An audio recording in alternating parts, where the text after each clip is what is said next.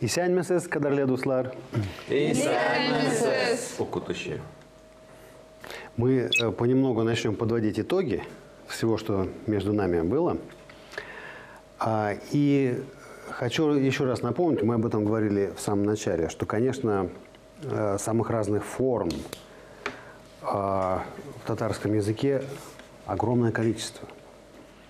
Так же, как и во многих других языках. Но всегда выделяется какой-то набор тех принципов, тех фундаментальных основ, с которых надо начинать и которые надо довести желательно до автоматизма, чтобы потом при желании, при необходимости добавлять какие-то знания, расширять словарь, расширять свои возможности. Естественно, мы начали с самого базового, но самое базовое, оно и есть самое важное. Потому что это то, к чему надо привыкнуть, потому что базовые принципы дают ощущение, представление о языковой структуре, о матрице языка, о логике. Потому что в каждом языке есть своя логика.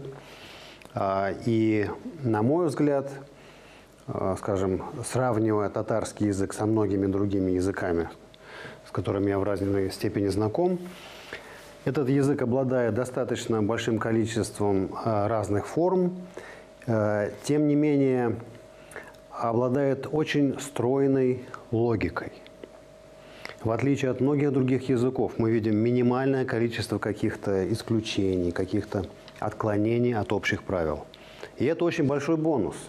Это надо ценить. Вот мы уже неоднократно с вами в ходе этого курса замечали, что возьмешь один кусочек от глагола, главный элемент, и, основываясь на общих правилах, принципах, мы можем раскрутить все остальное. Естественно, если бы мы продолжили знакомство с грамматикой, со структурой татарского языка, нам пришлось бы освоить еще целый ряд каких-то форм. Ну, допустим, если говорить о сложно подчиненных предложениях, то есть когда мы говорим об условии, там, когда я что-то сделаю, если я что-то сделаю, после того, как я что-то сделаю, там используются уже немного другие формы, которые тоже укладываются в общую стройную логику татарского языка. Но наша задача на данный момент сосредоточиться на том, что мы освоили, и как можно быстрее довести это до автоматизма. Вот из тех структур, которые, может быть, стоило бы взять уже сейчас. Итак, есть вот такой корень «üz», который приобретает конкретный смысл, когда мы снабжаем его притяжательным окончанием.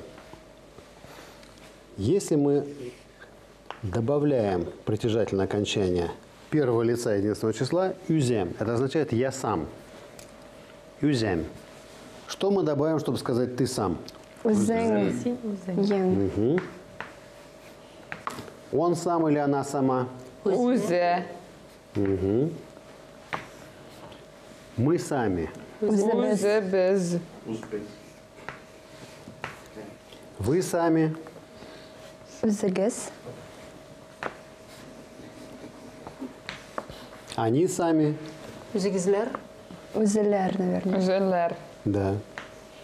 Üzelere. Потому что это же притяжательное окончание. То есть в таких предложениях, как, скажем, «я сам это знаю», «я сам это сделаю», да, мы используем. Но кроме значения «сам» или «сама» или «сами», если мы добавляем к сочетанию корня плюс притяжательного окончания окончание принадлежности, то мы получаем смысл собственный.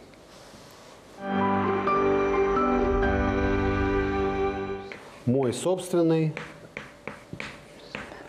«üzemnen». Да видите, из чего это формируется? Корень здесь «üz», «üzem» – это «я» сам, а «üzemnen» – это то, что принадлежит мне. Например, моя собственная машина, как сказать, Сергей? Benim özümden машинам. Машинам. Да. Даже меня пишет. Дмитрий, тогда получается, если я знаю, я сам знаю, мин үзем билим Белям. Белям. билям. Вот есть, например, пословица. Мы опять вернемся к практике использования пословиц для иллюстрации наших новых правил и структур. Попробуем даже сами ее перевести.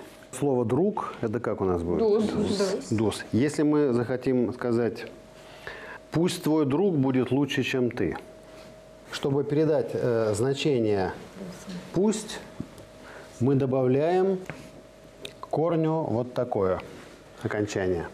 Допустим, корень «быть» – это «бул», значит, мы предпочитаем здесь твердую форму «булсын». Пусть будет. Можете предложение повторить? Пусть твой друг будет лучше тебя. Сенин караганда яхшырак булсын. Да. Сначала твой друг. Сенин дус.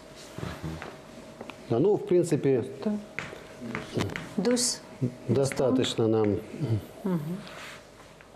Сенин караганда. Это твой друг. Üzен. Правильно. Üzenden.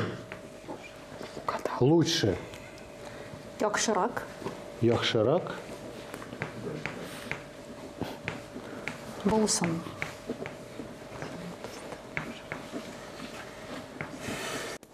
Корень слова, да? И мы помним, что именно в слове «друг» происходит такое явление, как добавляется к основе, корню, звук «т», соответственно, буква «т». Дустен – это кто? Твой друг. Твой друг. Üzен – это ты сам. Вот она. Üzен – ты сам. По сравнению, помните, когда мы сравнивали, нам требовался исходный падеж. Исходный падеж в том случае, когда основа заканчивается на «н», «м» или «н», в мягком варианте «нян». «Üzenen» – буквально «чем ты сам» по сравнению с тобой. «Яхшырак» – «лучше», «булсын» – «пусть будет». Еще раз смысл пословицы. Смысл, в общем, уступи своему другу. Пусть твой друг будет прав, пусть он будет лучше. Не старайся быть лучше, чем твой друг. Из двух спорящих Поступи другу там. В общем, будь умнее. Не спорь друга. виноват тот, Уступи. кто умнее. Уступи. Ну, такая народная философия. Это я не сам придумал. Это реальная татарская пословица. Вернемся вот к этой форме. Значит, когда мы призываем кого-то что-то сделать, у нас есть повелительная форма повелительного наклонения в единственном числе, когда основа, плюс, когда мы добавляем «эгез» или «егез», обращаясь на «вы». Если мы хотим использовать эту повелительную форму к третьему лицу, пусть он что-то сделает, пусть он будет каким-то, да, то мы добавляем к корню вот такое окончание. В твердом варианте «сен», в мягком варианте «сен». Ну, предположите, как сказать, пусть он придет. Ну, напомню, здесь основа у нас «киль». Пусть он придет, как сказать? Киле булсын. Киле булсын.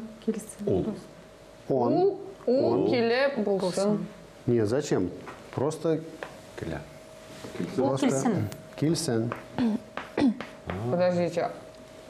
бул? Это булсын форма- это сам по себе глагол бул. Да, Да, всё это просто понятно. как То есть пример. его не надо к каждому предложению. Да, это как ставить. пример с глаголом «бул». Это твердый вариант. Мы используем «сын». А если мы возьмем мягкий вариант, пусть он Кильсен. придет. Кильсен, да. Как сказать, пусть он, допустим, пусть он работает. Ишлесен. Ол ишлесен. Да. То есть вот это и вот эти окончания, Хиле. когда мы призываем к действию не лицо, не собеседника во втором лице, а кого-то третьего. Пусть он что-то сделает. Поэтому во многих фразах «пусть что-то будет» мы говорим «булсен». Пусть это будет. Да? Ашларыгыз тәмле булсын. Что это означает? Пусть ваша еда будет вкусной. Да? Ну, то есть аналог приятного аппетита. Еда будет. Пусть будет. Булсен. Тогда теперь понятно, когда ты приходишь в гости, и тебе говорят «тамле был сын». То есть приятного аппетита по-другому. Но чтобы это было тебе вкусно. Тамле это «Тамле был вкусный. сын». Пусть будет вкусно. Начинаешь пить, например, у друзей чай или тебе говорят «тамле был сын». Например, чай. Да. Поняла. Теперь я поняла, да, что в принципе они мне хорошо говорят. Хорошо, а вот, как сказать, пусть учится. Пусть учится, например. Так. Укысын. Да? То есть это твердое, поэтому сын. А как мы скажем, например, Сергей? Пусть она будет счастлива. Шулай. Нет. Бахат булсын. Она пусть будет счастлива, то есть ул, бехет, булсын. Бехет это счастье. Счастливо? Ул, бехет, ле, булсын. Да. Вот это булсын. Сын, вот это окончание, добавляет нам призыв к какому-то действию для третьего лица. Пусть он что-то сделает. А пусть будет любима. В смысле, пусть ее любят? Ну да, вот, Пусть например, ее любят. махаббет, Значит, любовь. если нам требуется третье лицо во множественном числе, мы что добавляем? Здесь добавляем нар, а здесь няр, сяняр. Борис сын, это значит все, да? Все, да. А вот Борисин сын, типа пусть все. Ну что пусть все. Ну, допустим, пусть все будет хорошо. Желаю, Борисин- чтобы все. Борисин сын Яхши. Ну да, все хорошо. Да. Сын. Нет, зачем сын-сын? Это окончание добавляется глаголом. Окей. Глаголом. Бул, чтобы пусть будет, бул сын.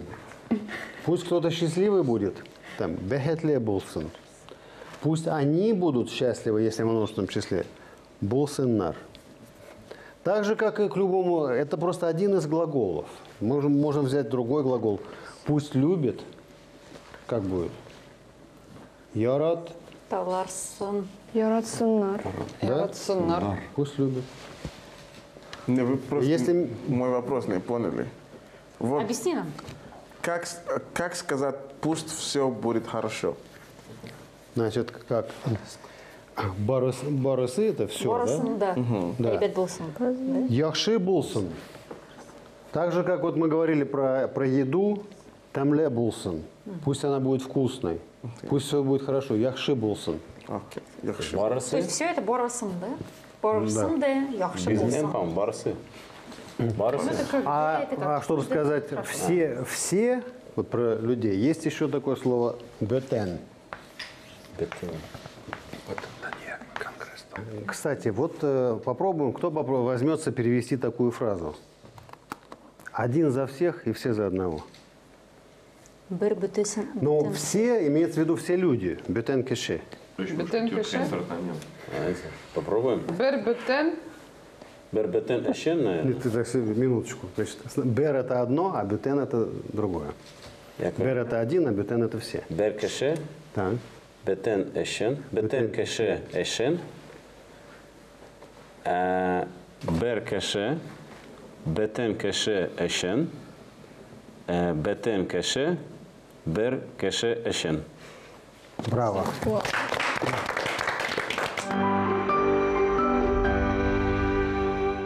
По-русски все это значит все люди.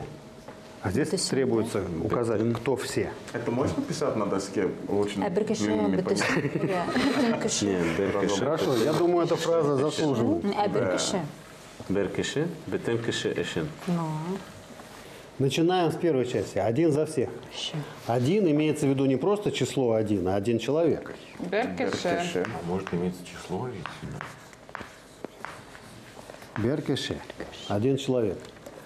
Все, в смысле все люди. Бетенкеше. Бетенкеше. Почему кашляр? Потому что числительное.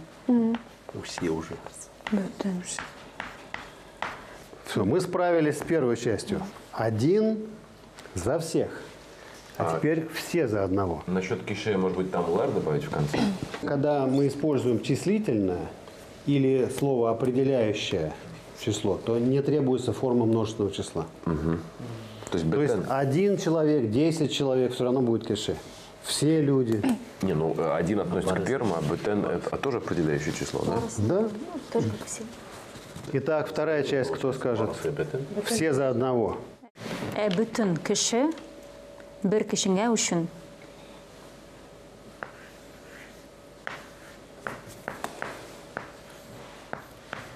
То есть вот один за всех, а теперь все. Это кеше.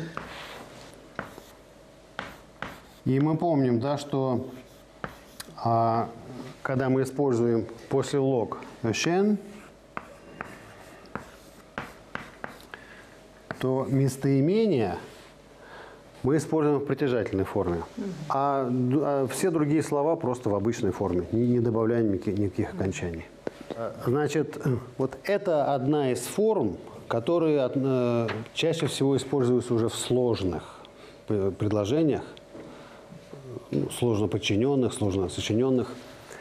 И сейчас мы просто показываем как образец того, что есть еще. Конечно, те основные формы, которыми мы занимались, они не исчерпали всего богатства татарской грамматики. Но эта форма достаточно проста, потому что все, что здесь требуется помнить, это два вот этих варианта, твердый и мягкий. Ну, чтобы это осталось, например, как сказать «пусть он возьмет». Ол оласын. Да, значит, берем основу. Алсын. Алсын, да. Угу. И какое-нибудь мягкое слово. Например, какие у нас? Келсін. Келсін. Кильсен, да, кильсен, да. С глаголом давать, да, корень там бир. Бірсін. Берсен. А ите, итсен? Эйт. Нет, ите, итерге. Ит, да. Что мы сделаем? Пусть он сделает. Итсен. Как сказать? Пусть он нам поможет. Ул безге ярдәм итсен. То есть из чего это состоит? Ул, безге, кому? Нам. Давать помощь, помогать, ярдам и торге. И вот это, чтобы создать нам эту форму побудительную, пусть он это сделает. Ярдам остается без изменения, а итерге, форму ит, основу, мы снабжаем этим окончанием. Итсен, пусть сделает, пусть даст нам помощь, пусть окажет нам помощь. А как сказать, Арина, как сказать, пусть он отдохнет? Ул. Сегодня мы это проходили, подождите. Ялсын. Нет, ял у нас остается абсолютно в первозданном виде. Ял это Ул, ял, булсын. Нет, нам надо вот с глаголом итерге добавить вот это окончание. Итсен. Ул, ял, итсен. Да? А если пусть они отдохнут? Алар, ял, итсенер. Да? Да. То есть пусть что-то сделают они во множественном числе. Добавляем к этой форме окончание множественного числа «нер». Вот. Ну, собственно, можно пользоваться вот этой формой. Она не требует там, использования каких-то больших развернутых конструкций, но, по-моему, достаточно очевидна и не очень сложна. На этом мы заканчиваем наше очередное занятие. Сау булыгыз. Сау.